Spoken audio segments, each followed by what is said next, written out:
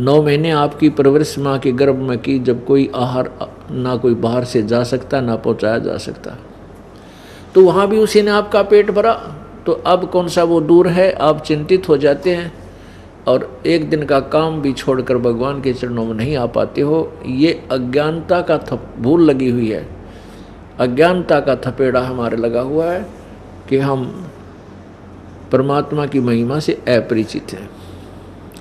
जब ये प्राणी माँ के गर्भ से बाहर आता है, दांत नहीं होते, लड़के या लड़की के, और उस समय परमात्मा ने माँ के स्तन में दूध दे दिया, और उससे पहले 1-2 ग्राम दूध नहीं था माँ के स्तन में, और जो ही बच्चा बाहर आता है इतना दूध दे देता है परमात्मा के, प्योर जूठा छोड़ा है। अब जो नास्तिक लोग हैं वह कहते हैं भगवान है ही नहीं, क्योंकि उनको तो मोतियाबिंद हो चुका है उनके पाप कर्मों से, अज्ञानता का। जब हमारा मोतियाबिंद का ऑपरेशन हो गया, अज्ञान हट गया, हमें भगवान पर विश्वास बना, हम पल पल में देख सकते हैं भगवान की लीला और भगवान का जो है ना उपस्थिति, भगवान की उपस्थिति। अब परमात्मा क्या बताते हैं, उस समर्थ की रीझ छुपाई तू कुल कुटुंब तैराता, गर्भ के अंदर बचन भरे थे कहाँ गई वो बाता। कितने प्यार से आके कबीर भगवान हमें समझाते हैं, कहते हैं अरे नालायक, उस समर्थ की रीझ छुपाई, उस भगवान ने आपके ऊपर प्रसन्न होकर के आपको सुख दिया, माँ के गर्भ से बाहर निकाला, फिर दांत ने जब दूध दिया, उस भगवान को भूलकर अब केवल परिवार पोषण में ही लग गया, भगवान याद नहीं करता। परमात्मा ये नहीं कहते कि काम ना कर, क्योंकि काम तो करना ही पड़ेगा, नहीं तो यहाँ भूखा मरे। इस संसारिक धंधे के साथ साथ भगवान क्यों भूल गया, इतना सा कहना चाहते हैं भगवान परमात्मा। उस समर्थ की रीझ छुपाई, उस भगवान के एहसान को भूल के अब कुल कुटुंब ते राता, राता माने इसी में तू लटपट हो गया, इसी में उलझ गया, और गर्भ के अंदर वचन भरे थे कहाँ गई वो बाता। अब कहाँ है वो बात, तेरे रोए था विघ्न तार रहा था, न्यों कहता है भगवान एक बार माँ के इस गर्भ नरक से निकाल दे, आपको सदा याद करूँगा। अब कहाँ गई वो बातें तेरी। अब जैसे अपने प्यारे मित्र को, पर पुण्यात्मा ये हमारा भगवान कबीर जी हमारा वास्तव मित्र भी यही है।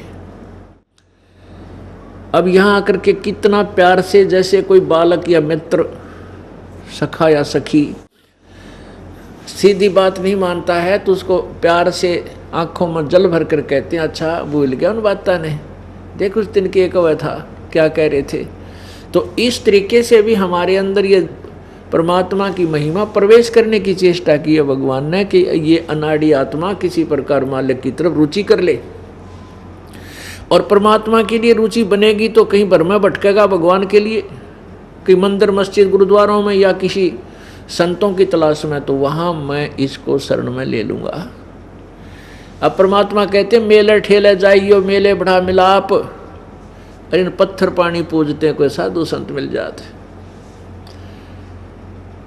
अब भगवान की तरफ बनेगी तो हम उसकी खोज भी करने चलेंगे। कोई मंदिर में बताओगा, कोई पहाड़ों पर बताता है, कोई गुरुद्वारों में बताता है, कोई मंदिरों में, तो हम उसकी खोज में लग जाएंगे। और घर बैठे रहेंगे तो समस्या बनी रहेगी।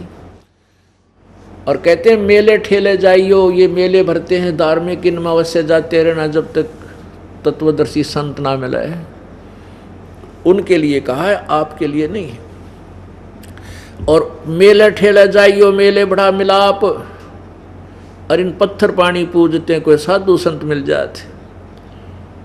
ये परमात्मा की प्यारी आत्मा भगवान का संदेश लेकर हमारे बेटा बच्चे बेटी बेटियां बेटे जगह जगह जहाँ पर भी कोई धार्मिक पर्व होता है वहाँ पहुँच जाते हैं परमात्मा का संदेश लेकर के।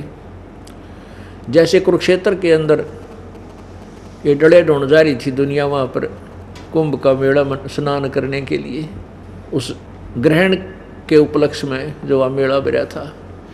और वहाँ ये परमेश्वर का संदेश, ये भक्ति सौदागर को संदेश भाग 1 व 2 वहाँ वितरित किया गया कई हजारों की संख्या में। अब वो पुण्यात्मा वहाँ पत्थर पानी पूजने जा रहे थे, अब आगे आ रहे हैं परिवार के परिवार, उनको भगवान का सच्चा संदेश मिल गया। यदि वो घर बैठे रहते तो संदेश मिलना मुश्किल था। फिर भी दयालु बहुत है परमात्मा, किसी न किसी कारण से अपनी प्यारी आत्माओं तक अपना पैगाम पहुंचा रहा है। ऐसे ही वृंदावन के अंदर गए थे, वहाँ से भी बहुत भक्त आ रहे हैं जिन्होंने ये पुस्तक पढ़ा है। इस ज्ञान को समझकर एकदम ऐसे फड़कता है इंसान, ऐसा जागता है जैसे गहरी नींद से जागा हो। ओ तेरे की देखो कहाँ घूम रहे थे भगवान, कहाँ ढूंढ कहाँ रहे थे। अब प्रसंग चल रहा है कि काल भगवान प्रत्येक प्राणी को भ्रमित करके रखता है। यही कभी विष्णु रूप बना लेता है अपने पुत्र का, कभी अपने पुत्र दूसरे शिव का रूप धारण कर लेता है, कभी अपने पुत्र ब्रह्मा का रूप धारण कर लेता है। अब पवित्र हिंदू धर्म के अंदर आप जी का हमारा जन्म हुआ और हम ब्रह्मा विष्णु महेश जी को सुप्रीम पावर मानते थे, इन्हीं को सर्वेश्वर महेश्वर कहा करते थे। ये ज्ञान किसने दिया हमारे को? हमारे गुरुओं ने, हिंदू धर्म के गुरुओं ने। और हिंदू धर्म के मुख्य गुरु कौन माने जाते हैं? आदि शंकराचार्य। आदि शंकराचार्य जी को हिंदू धर्म का प्रथम गुरु माना जाता है, जो लगभग 2500 वर्ष पहले उनका जन्म हुआ था। वो शंकर जी के अवतार माने जाते हैं। उस समय भारतवर्ष के अंदर धार्मिकता का अंत होने जा रहा था, नास्तिकता फैल रही थी। जैसे बौद्ध धर्म का प्रचार जोर शोर से हो चुका था। बौद्ध धर्म उर्फ नास्तिक, अब जैसे पूरा चीन रूस ये बौद्ध धर्म को मानने वाले थे, अब भगवान को नहीं मानते।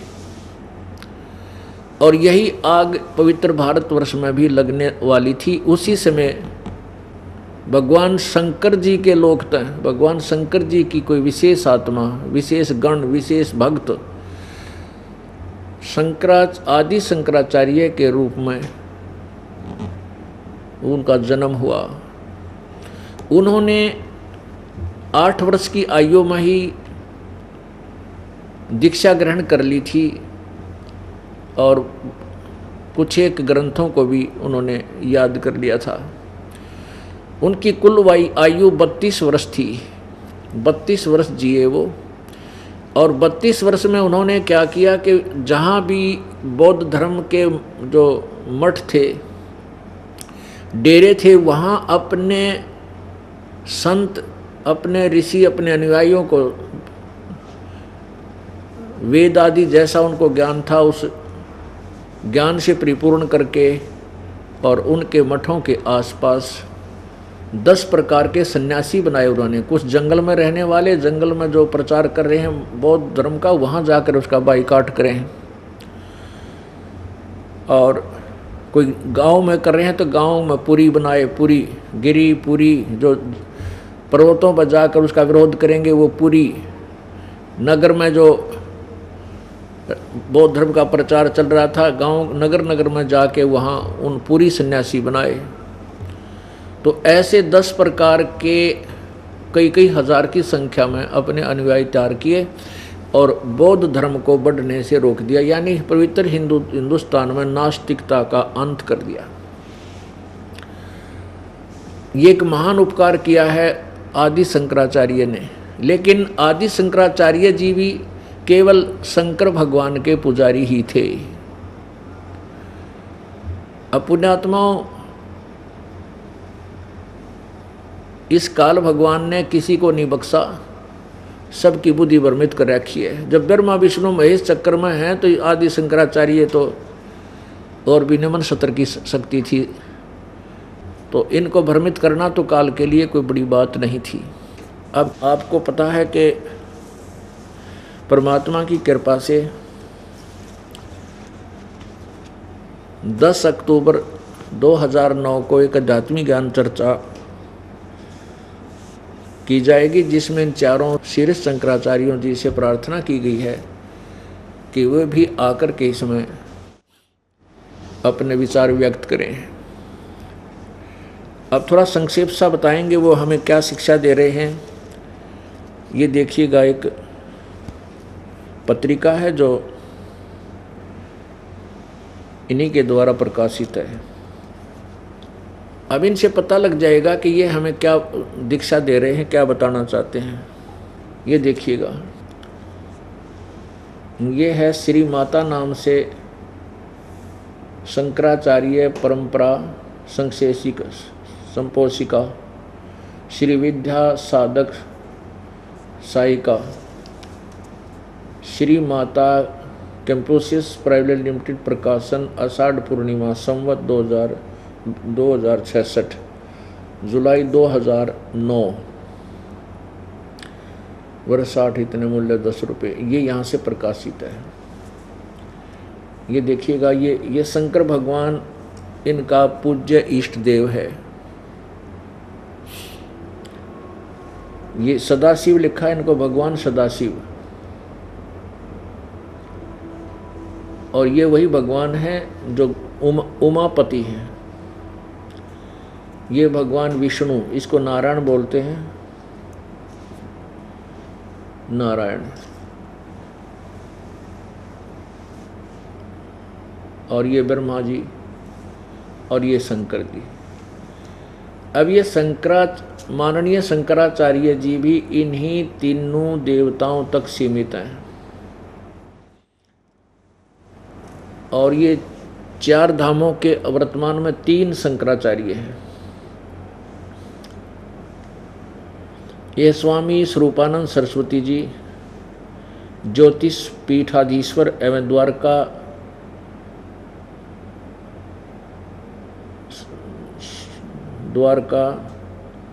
शारदा पीठाधीश्वर, इनका विशेष यहाँ देखेंगे। ये देखिएगा, इसी के पृष्ठ नंबर 5 पे यहाँ इनके स्पष्ट चित्र हैं।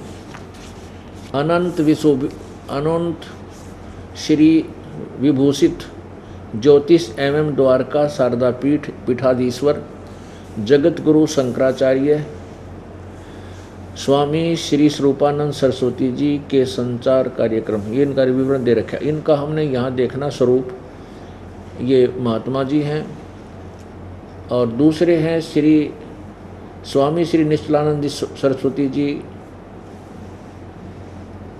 ये हैं गोवर्धन पीठाधीश्वर, अनंत श्री विभूषित गोवर्धन पीठाधीश्वर जगत गुरु शंकराचार्य। और तीसरे हैं ये श्रृंगेरी शारदा पीठाधीश्वर जगत गुरु शंकराचार्य जी। इनका नाम है स्वामी भारती तीर्थ जी। ये इनके नीचे थोड़ा सा दिखाएंगे। उमा महेश्वर व्रत के आयोजन के साथ ही चतुर्मास्य व्रत की समाप्ति होगी। उमा और महेश्वर इनके इष्ट हैं।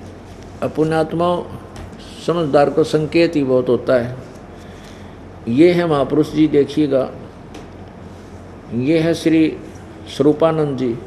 ये आदि शंकराचार्य हुए हैं, जिनसे ये शंकराचार्य परंपरा प्रारंभ हुई है।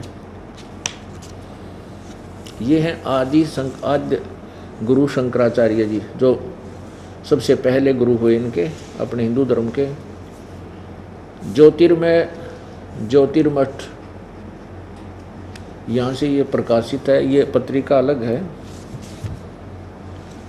प्रकाशक हैं अखिल भारतीय आध्यात्मिक उत्थान मंडल, रामनगर विस्तार, मंडोली रोड, शाहदरा, दिल्ली से। अनंत श्री विभूषित ज्योतिष पीठाधीश्वर एवं द्वारका शारदा पीठाधीश्वर, यानी इनके पास 2 मठ हैं वर्तमान में, ज्योतिष पीठाधीश्वर और द्वारका शारदा पीठाधीश्वर। जगतगुरु शंकराचार्य स्वामी स्वरूपानंद सरस्वती जी महाराज, संपादक एवं लेखक विष्णुदत्त शर्मा, अध्यक्ष आध्यात्मिक उत्थान मंडल, दिल्ली। अब ये इनके विचार हैं श्री स्वरूपानंद जी के पूज्य श्री का संदेश।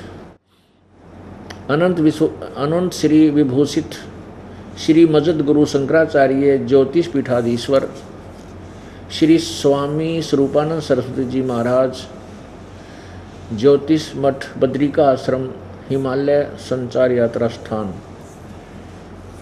ये क्या लिखा है इन्होंने अपने कलम से लिखा कि हमारे सांकर द्वैत दर्शन के अनुसार भूत भौतिक प्रश्न के मूल में प्रकाश और विमर्श दो पदार्थ हैं जो मणि और उसकी प्रभा के समान परस्पर अभिन्न हैं। प्रकाश शिव और विमर्श उसी की।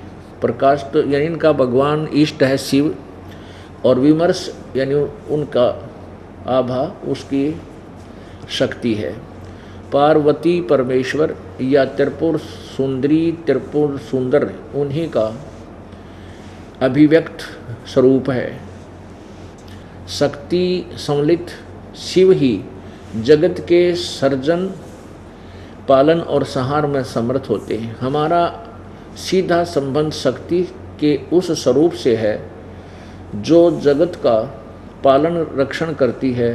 गंभीरता से देखने पर पता लगता है कि कोई अदृश्य शक्ति है जो पशु पक्षी कीट पतंग देवता दानव मानव में वात्सल्य और स्नेह उत्पन्न करके सबका रक्षण कर रही है, सबको आहार पहुंचा रही है। उसमें करुणा दया स्नेह और और वात्सल्य का समुद्र उमड़ता रहता है। वही हमारी जगदम्बा है। उनके अनेक रूप हैं।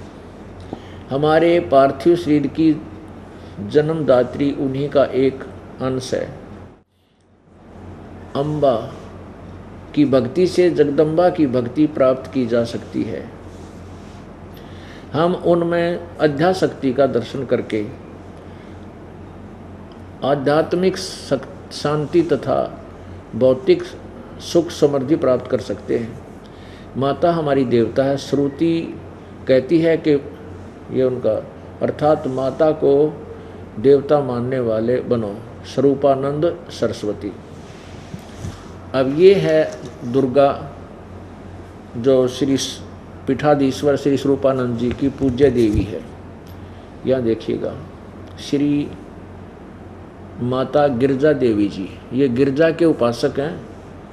कौन? अनंत श्री विभूषित ज्योतिष पीठाधीश्वर एवं द्वारका शारदा पीठाधीश्वर यानी दो मठों के मालिक जगत गुरु शंकराचार्य स्वामी श्री स्वरूपानंद सरस्वती जी महाराज की माता श्री। ये गिरजा जी यानी ये उमा यानी पार्वती के पुजारी हैं। ये है महात्मा श्री स्वरूपानंद जी शंकराचार्य श्री स्वरूपानंद जी जगत गुरु। प्रातः स्मरणीय पूज्यपाद अनंत श्री विभूषित ज्योतिष पीठाधीश्वर एवं द्वारका शारदा पीठाधीश्वर जगत गुरु शंकराचार्य स्वामी श्री स्वरूपानंद सरस्वती जी महाराज। और ये पार्वती के पुजारी हैं।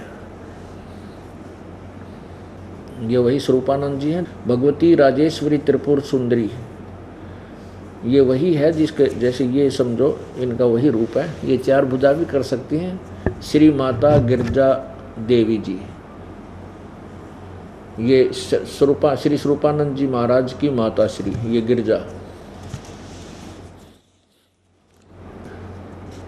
यहाँ आपने पढ़ाई था कि ये खुद कह रहे हैं कि मेरी जो पूजा है पार्वती परमेश्वर या त्रिपुर सुंदर यानी पार्वती और शिव की पूजा करते हैं। ये क्या बताते हैं? इसी के उसके भीतर कल यहाँ बता रहे वो कहाँ रहती है। उसके भीतर कलवृक्ष के नीचे माँ राजेश्वरी का ब्रह्म सिंहासन है। उसमें विराजमान होकर वे अखिल ब्रह्मांडों का संचालन ब्रह्मा विष्णु ईश्वर और सदाशिव को शक्ति देकर करती है।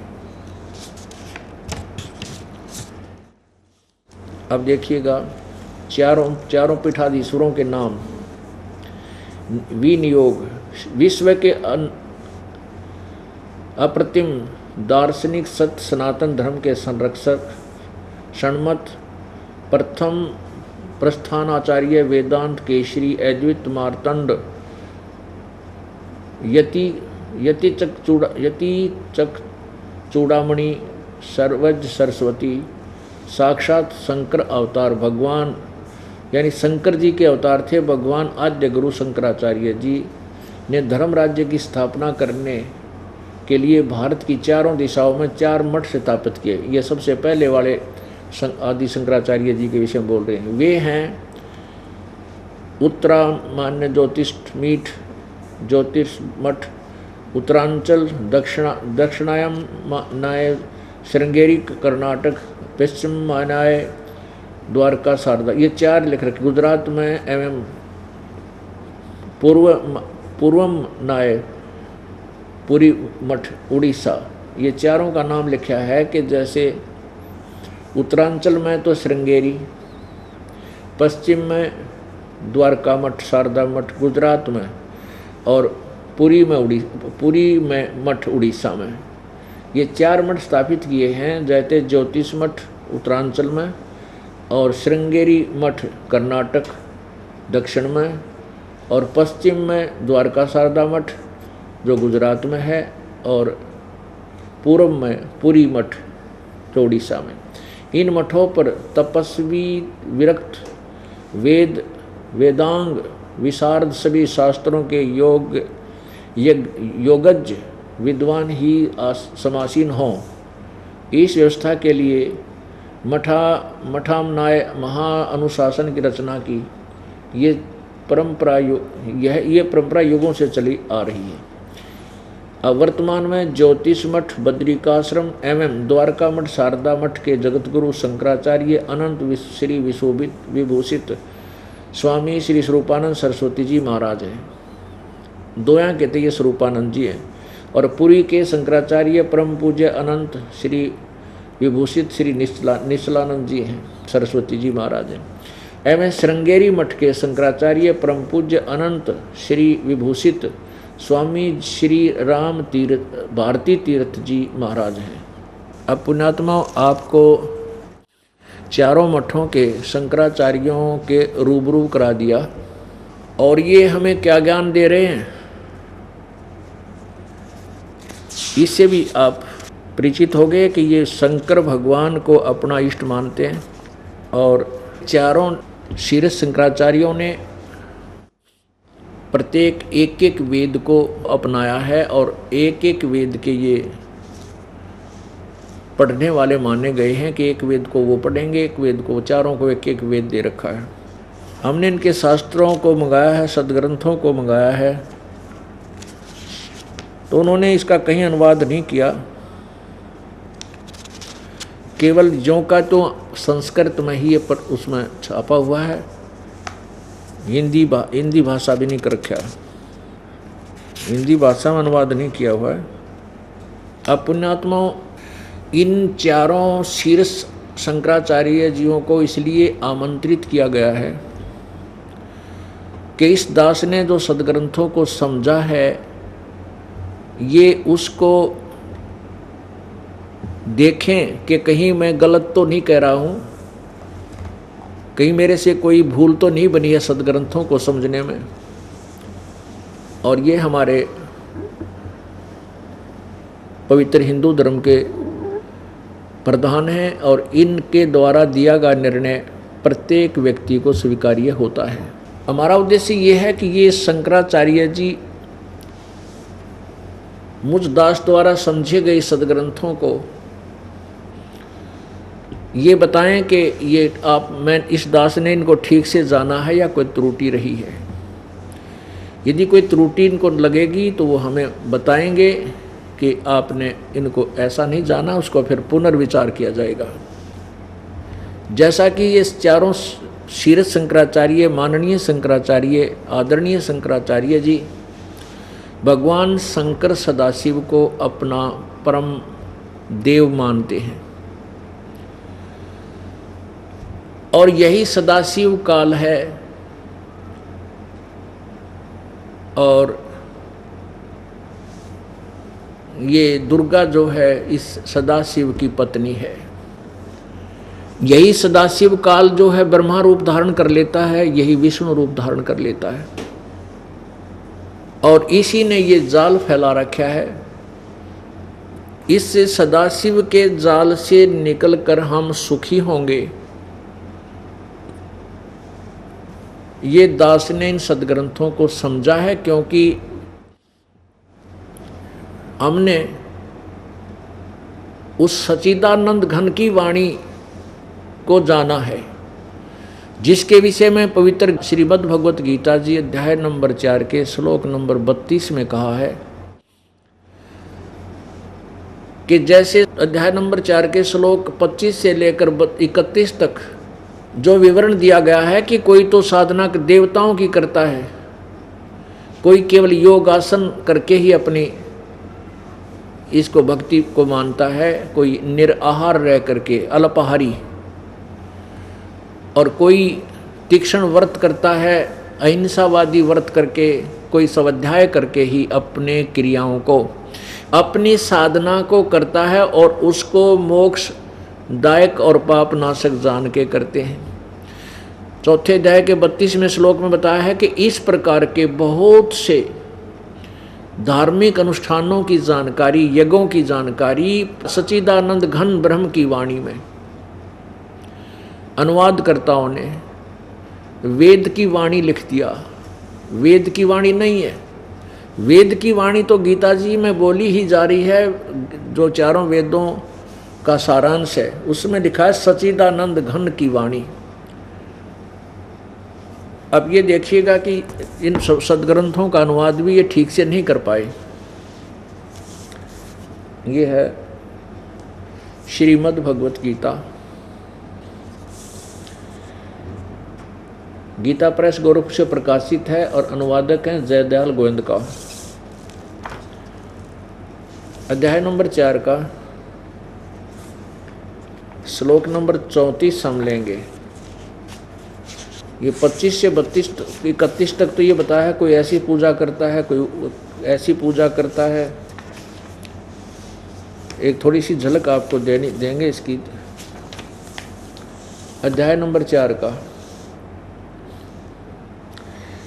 ये 25 में कहा है कि दूसरे योगीजन देवताओं के पूजन रूपी यज्ञ का ही भली भांति अनुष्ठान करते हैं। कुछ तो देवताओं की पूजा करते हैं, कोई और अन्य परब्रह्म परमात्मा रूप अग्नि में यज्ञों का ही आत्म रूप यज्ञ का हवन करते हैं। दूसरे योगीजन श्रोत्र आदि यानी कानों आदि समस्त इंद्रियों को संयम रूप कान को नाक बंद कर, कान आँख बंद करके यानी उसी को साधना करते हैं। हवन माने साधना करते हैं। दूसरे शब्द आदि यानी समस्त विषयों को यानी केवल संयम करने में लगे रहते हैं। और कुछ योगीजन सभी इंद्रियों को, प्राणों को यानी प्राणापान करके ये प्राणों की समस्त क्रियाओं को ज्ञान से प्रकाशित। कुछ तो जैसे प्राण माने श्वास होते हैं, श्वासों को ही देखते रहते हैं, चल रहे हैं, इस पर ध्यान रखो, बस इतना सा, इस तरह की साधना करते हैं। 28 में लिखा है कि कई दूसरे योगीजन यानी द्रव्य संबंधी यज्ञ करने वाले, दान धर्म जैसे भंडारे कर दिए, कि गौशाला कम धर्मशाला बनवा दी। कुछ तपस्या करते रहते हैं, कुछ योग साधना आसन ही करते रहते हैं, और कुछ अहिंसावादी तीक्ष्ण व्रतों से युक्त जैसे मुंह पर पट्टी बांध के नंगे पैरां घूमते हैं। प्रयत्नशील कुछ स्वाध्याय माने प्रत्येक दिन जैसे गीता का पाठ या वेदों का कोई पाठ करते रहते हैं। और दूसरे कितने योगीजन पान अपान प्राणवायु को हवन करते हैं, यानी प्राणायाम, कुछ प्राणवायु में अपान वायु को, अन्य कितने ही प्राणायाम यानी कुछ प्राणायाम करते रहते हैं। और प्राणपान की गति को रोककर यानी कुंभ कंभ करके लगे रहते हैं, अपनी साधनाएं कर रहे हैं। और ये सभी साधक यज्ञों द्वारा पापों का नाश करने वाला यज्ञों को जानने वाले हैं। देने वाले। कहने का भाव ये कोई किसी प्रकार साधना करता है, ये सभी इसको पाप नाशक जानकर कर रहे हैं। अब 32 में लेंगे, ये बताया कि जो साधना करते हैं, जो यज्ञ से बचे हुए अमृत का अनुभव करने वाले योगीजन सनातन परब्रह्म परमात्मा को प्राप्त होते हैं। जो साधना करते हैं, सच्ची साधना करते हैं, वो परमात्मा को प्राप्त होते हैं। और यज्ञ न करने वाले पुरुष के लिए तो यह मनुष्य लोक भी सुखदायी नहीं है, तो फिर परलोक कैसे होगा। अब 32 में बताया कि जो अभी विस्तार से आपके समय बता रहे हैं कि कोई ऐसे साधना करते हैं, कोई ऐसी साधना करते हैं, अध्याय 4 के 32 में। इस प्रकार और भी बहुत तरह के यज्ञ, यहाँ ब्रह्मणे का अर्थ इन्होंने वेद लिख दिया, वेद की वाणी, ऐसा नहीं। ब्रह्मणे का अर्थ है सच्चिदानंद घन परमात्मा, यानी पूर्ण परमात्मा की वाणी। अब ये निर्णय करने के लिए अध्याय नंबर 17 का श्लोक 23 आपको दिखाते हैं। ये देखिएगा, अध्याय नंबर 17 और श्लोक नंबर 23 में। अब यहाँ ब्रह्मणे का अर्थ दिखाएंगे आपको। ब्रह्मणे माने क्या होता है, ये है 23वां श्लोक। ओम तत्सत इति निर्देश ब्रह्मण त्रिविध समर्थ है, ब्राह्मणा तेन वेदा च यगा च विहिता पुरा। इन्होंने अनुवाद किया है ओम तत्सत, ऐसे यह 3 प्रकार का। ब्रह्मण माने सच्चिदानंद घन ब्रह्म का। ब्रह्मणे का अर्थ लेना हमने, ब्रह्मणे माने सच्चिदानंद घन ब्रह्म, यानी इस ब्रह्म से जो गीता ज्ञान दे रहा है, इससे अन्य कोई और परमात्मा है, उसका 3 मंत्र का नाम है ओम तत्सत। हमने ब्रह्मणे माने सच्चिदानंद घन ब्रह्म। अब यहाँ देखिएगा, अध्याय 4 का 32 श्लोक 32। अब यहाँ करते हैं इस प्रकार बहुत तरह के यज्ञ। ब्रह्मणे माने सच्चिदानंद घन ब्रह्म की वाणी में विस्तार से कहे गए हैं। उन सबको तू, सच्चिदानंद घन कौन है, परम अक्षर ब्रह्म, वो पूर्ण ब्रह्म, कबीर देव की वाणी में, कबीर परमात्मा की वाणी में, उन सबको तू कर्म जान, यानी काम करते करते ही वो अनुष्ठान पूरे होते, ऐसी साधना है उसमें। इस प्रकार जानकर, तत्व से जानकर, उनके अनुष्ठान द्वारा तू कर्म बंधन से सर्वथा मुक्त हो जाएगा। अब 34 में कहा है कि उस ज्ञान को, जो सच्चिदानंद घन की वाणी में वो तत्व ज्ञान है, उस ज्ञान को, अध्याय नंबर 4 का श्लोक नंबर 34, उस ज्ञान को जो गीता ज्ञान से अलग है, उस ज्ञान को तू तत्वदर्शी ज्ञानियों के पास जाकर समझ, उनको भली भांति दंडोत प्रणाम करने से, उनकी सेवा करने से और कपट छोड़कर सरलतापूर्वक प्रश्न करने से वे परमात्म तत्व को भली भांति जानने वाले ज्ञानी महात्मा तुझे उस तत्व ज्ञान का उपदेश करेंगे। अब इससे क्या सिद्ध हो गया कि वो सच्चिदानंद घन परमात्मा पूर्ण ब्रह्म की वाणी जो है, उसमें विस्तार से सब ज्ञान दिया हुआ है। ये भी ज्ञान दे रखा है, कोई ऐसी साधना करता है, कोई ऐसी साधना करता है, वो ठीक है या गलत, उसका निर्णय दे रखा है। जैसे परमेश्वर की वाणी में, परमेश्वर के ज्ञान को आदरणीय गरीबदास साहिब जी ने अपनी वाणी, अपने मुखारविंद से उच्चारण किया परमात्मा से ज्ञान प्राप्त होने के उपरांत। उन्होंने बहदे के अंग में बताया है कि जो ऐसी साधना करते हैं वो भी व्यर्थ है, ऐसी साधना करते हैं वो भी व्यर्थ है, देवताओं की पूजा करते हैं वो भी व्यर्थ है, और व्रत रखते हैं वो भी व्यर्थ है, तीर्थों आदि पर जाते हैं वो भी साधना ठीक नहीं है। तो और कौन सी साधना ठीक है वो भी बताई है। तो इसका यही अर्थ बनता है 4 अध्याय के 32वें श्लोक का गीता जी में, कि उस सच्चिदानंद घन की वाणी में बहुत विस्तार से जानकारी दी गई है इस प्रकार की साधना की। उस ज्ञान को, उस तत्व ज्ञान को तू तत्वदर्शी संतों के पास जाकर समझ। अध्याय नंबर 4 के 32 व 34 में निर्णय दिया है। तो इस दास को वो सच्चिदानंद घन ब्रह्म की वाणी प्राप्त हुई और उस वाणी का ज्ञान हुआ, सच्चिदानंद घन की वाणी का, जिसमें यथार्थ ज्ञान है। तो उसके आधार से फिर इन सदग्रंथों को देखा। अभी तक हम पवित्र हिंदू धर्म में जन्म होने के कारण श्री ब्रह्मा जी, श्री विष्णु जी, श्री ब्रह्मा जी रजगुण, श्री विष्णु जी सतगुण और श्री शिव जी तमगुण के उपासक थे। हम इनको सुप्रीम पावर मानते थे।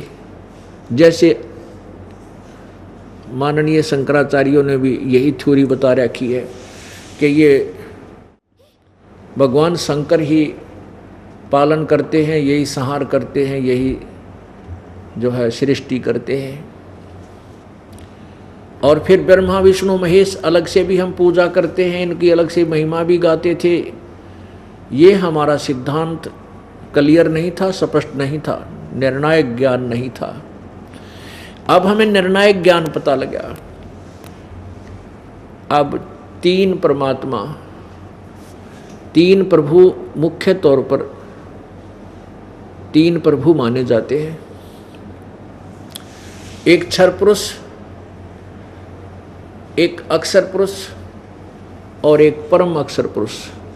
इन्हीं को प्रथम को क्षर ब्रह्म भी बोलते हैं, क्षर ब्रह्म, क्षर ब्रह्म, क्षर। हम इसको सीधी भाषा में क्षर ब्रह्म बोल देते हैं। क्षर ब्रह्म माने नाशवान प्रभु, और अक्षर ब्रह्म चिरस्थायी अविनाशी होता वैसे अक्षर माने, लेकिन यहाँ इसके साथ अविनाशी शब्द लगाना शोभा भी नहीं देता, लेकिन अक्षर का अर्थ अविनाशी होता, इसलिए इसकी अक्षर पुरुष यानी परब्रह्म की सतिथि को बताने के लिए अक्षर ब्रह्म कहा गया, अक्षर पुरुष। और तीसरा परमात्मा है परम अक्षर ब्रह्म। अब ये तीन परमात्मा है, तीन प्रभु हैं, तीन स्वामी हैं। क्षर पुरुष के 21 ब्रह्मांड हैं। इस ब्रह्म के ज्योति निरंजन के जो सदाशिव कहलाता है, सदाशिव भी कहा जाता है, इसके 21 ब्रह्मांड हैं। और एक ब्रह्मांड में ये स्वयं एक मुख्य मंत्री की तरह अपना रोल करता, भूमिका करता है। और एक ब्रह्मांड में इसने अपने तीन पुत्रों को, रजगुण ब्रह्मा जी, सतगुण विष्णु जी, तमगुण शिव जी को एक एक विभाग के मंत्री बना रखा है। रजगुण विभाग के श्री ब्रह्मा जी, सतगुण विभाग के श्री विष्णु जी और तमगुण विभाग के श्री शंकर जी, शिव जी। अब इन तीनों मंत्रियों को इसने उत्पत्ति, सतिथि और संहार की तीन ड्यूटी दे रखी है। और ये काल, ये सदाशिव, ये इसको शराप लगा हुआ 1 लाख मानव शरीरधारी प्राणियों का नित आहार करने का। उसके लिए इसने सारी व्यवस्था करवा रखी है। अब हम इस दास ने जो सदग्रंथों को समझा है वो आपके प्रत्यक्ष करना चाहता है। तीन प्रभु हैं, ब्रह्म, परब्रह्म और परम अक्षर ब्रह्म। इन्हीं को क्षर ब्रह्म, अक्षर ब्रह्म और परम अक्षर ब्रह्म, इन्हीं को प्रथम को क्षर पुरुष और द्वितीय भगवान को अक्षर पुरुष और तृतीय को परम अक्षर पुरुष, इन उपमाओं से जाना जाता है। अब क्षर पुरुष के 21 ब्रह्मांड हैं, अक्षर पुरुष के 7 संख ब्रह्मांड हैं और परम अक्षर ब्रह्म के असंख्यों ब्रह्मांड हैं। इन सब के ऊपर ये कुल का मालिक है। परम अक्षर ब्रह्म सबका मालिक है, जिसमें 7 संख ब्रह्मांड अक्षर पुरुष के और 21 ब्रह्मांड इस क्षर पुरुष के, ये सब इंक्लूड हैं। अब पहले हम दास आपको ये बताना चाहता है कि हमने क्या समझा है सदग्रंथों को, भगवान की परिभाषा को कैसे समझा है। परिभाषा प्रभु की, जैसे एक विभाग में साहब होते हैं, अधिकारी होते हैं, उनको साहब बोलते हैं। जैसे तहसीलदार साहब, फिर एसडीएम साहब, फिर डीसी साहब, फिर कमिश्नर साहब, फिर मंत्री साहब, फिर मुख्यमंत्री साहब, फिर प्रधानमंत्री साहब, ये सभी साहब हैं। लेकिन इन साभों की शक्ति में बहुत अंतर है। साभ सभी कहलाते हैं।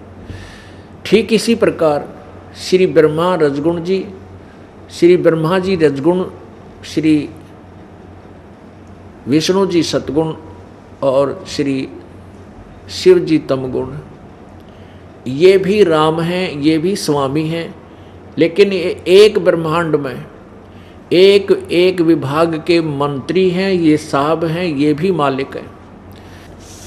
ये देखिएगा एक ब्रह्मांड का चित्र, एक ब्रह्मांड का लघु चित्र, ये सारा एक ब्रह्मांड है। ये देखिएगा, ये 3 लोक हैं, स्वर्गलोक, पृथ्वीलोक और ये पाताल लोक। इन 3 लोकों के ऊपर ये श्री ब्रह्मा जी, श्री विष्णु जी और शिव जी, इन 3 लोकों पर, पृथ्वीलोक, पाताललोक और ये कॉमन स्वर्ग है, इनके ऊपर एक एक विभाग के स्वामी हैं, प्रभु हैं, मंत्री हैं। ये भी साहब हैं, ये भी राम हैं, ये भी प्रभु हैं। इतने राम हैं। इसके बाद ये एक ब्रह्मलोक है, ये सारा ब्रह्मलोक कहलाता है। और ये धर्मराज का लोक है, ये अलग से स्वतंत्र है, वैसे इसके अधीन है, ये काल के अधीन है, ब्रह्म के अधीन है, ये अलग रखा हुआ। ये एक ब्रह्मलोक जो आपने ये ब्रह्मलोक देखा, इसका ही अलग से दिखाते हैं, विस्तृत, थोड़ा सा इम्प्रूव किया हुआ। ये ब्रह्मलोक का लघु चित्र, ये देखिएगा,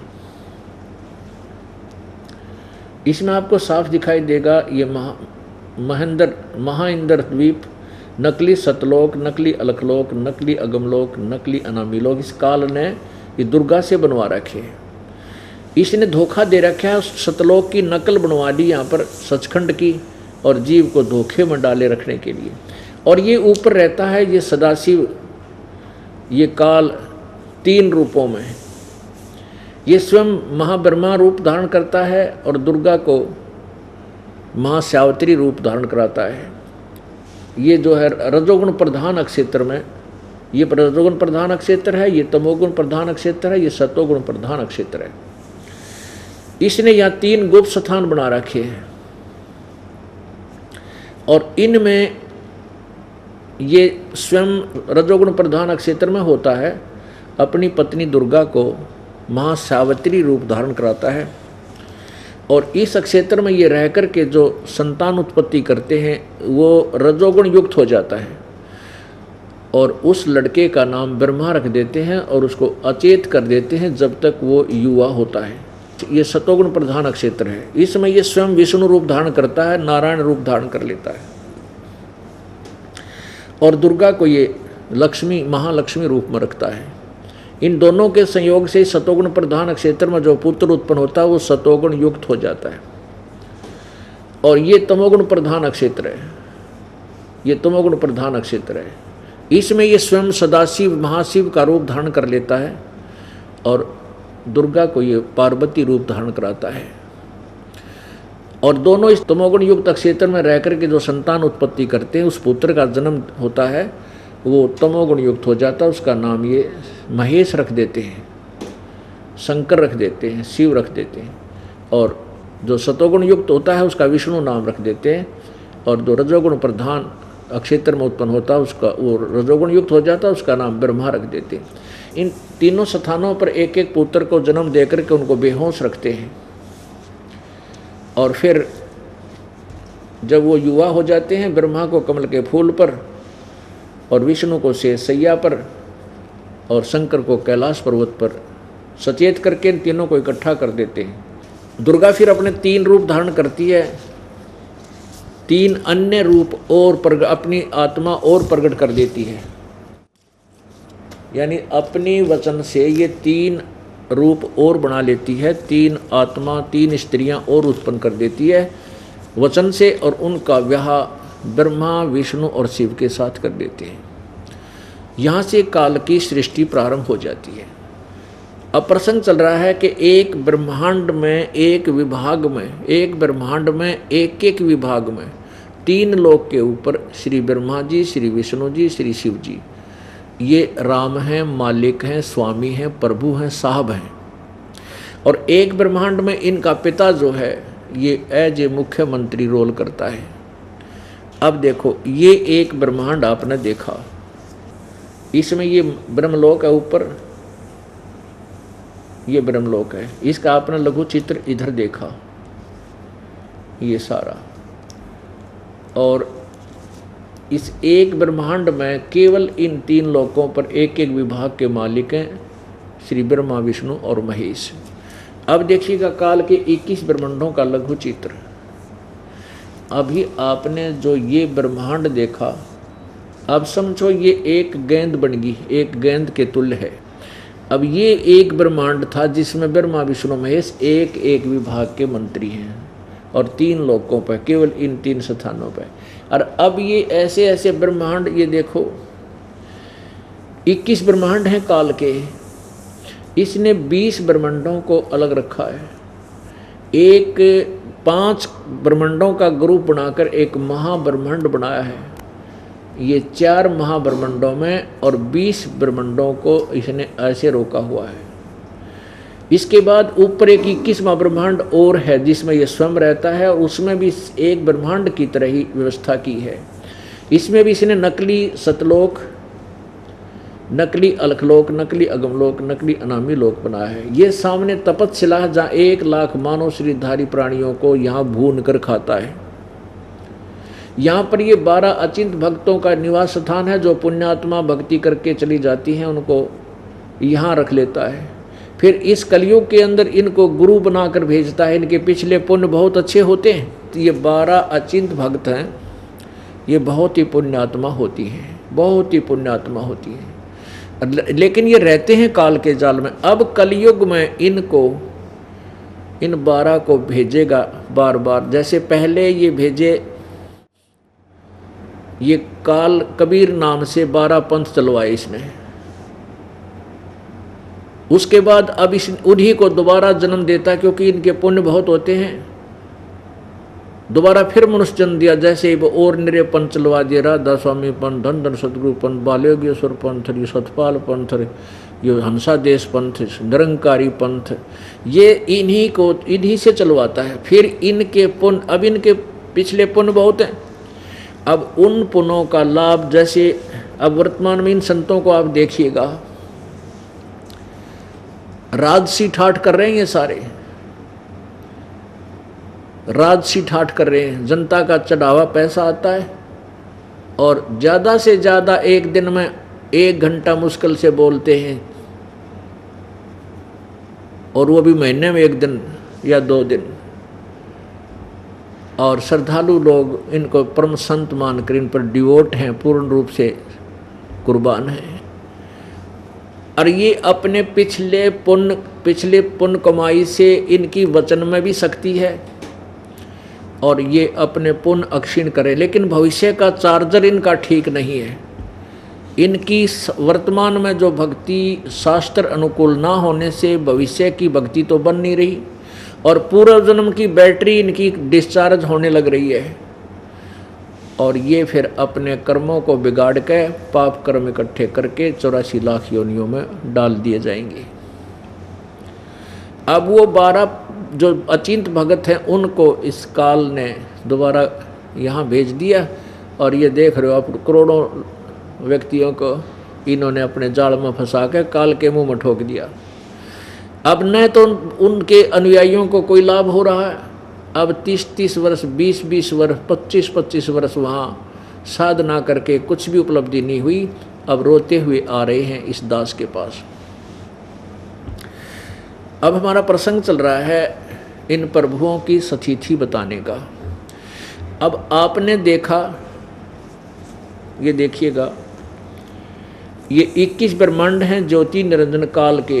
ये देखिएगा, ज्योति निरंजन काल ब्रह्म के लोक, अर्थात 21 ब्रह्मांड का लघु चित्र ये देख लिया आपने। ये देखा था एक ब्रह्मांड जिसमें ब्रह्मा विष्णु महेश केवल इस स्वर्ग, पृथ्वीलोक और पाताल लोक पर एक एक विभाग के मालिक है।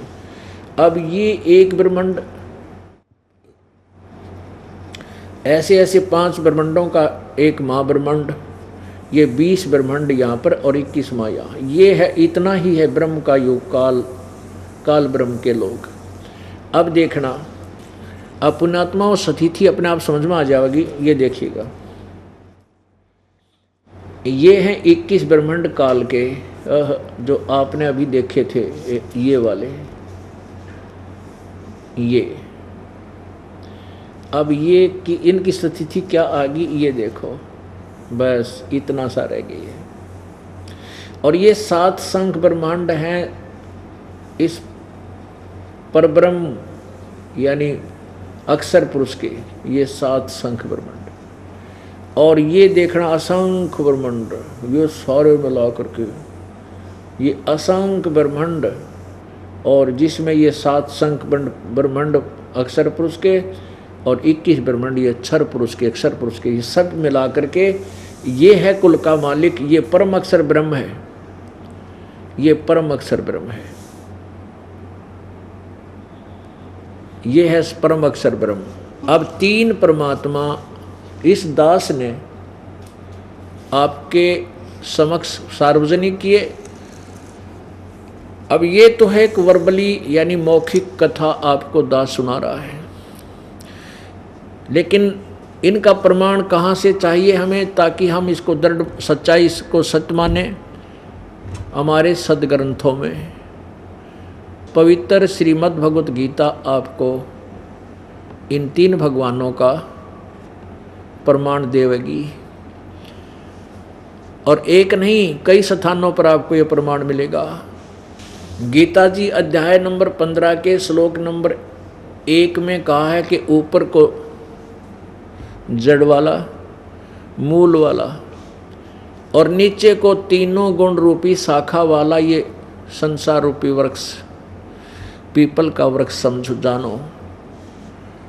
और जो संत इस संसार रूपी वृक्ष के सभी विभागों को भिन्न भिन्न बतावेगा, भाई जड़ कौन है, मूल कौन है, यानी सारी ब्रह्मांडों का पालन पोषण करने वाला परमात्मा कौन है, जिसको मूल भगवान कहते हैं, जड़। और तना कौन है उस वृक्ष का, संसार रूपी वृक्ष का, और डार कौन है, मोटी डार, और शाखा कौन है, और पत्ते कौन है। जो ये बता दे सवेदवित व तत्वदर्शी संत है।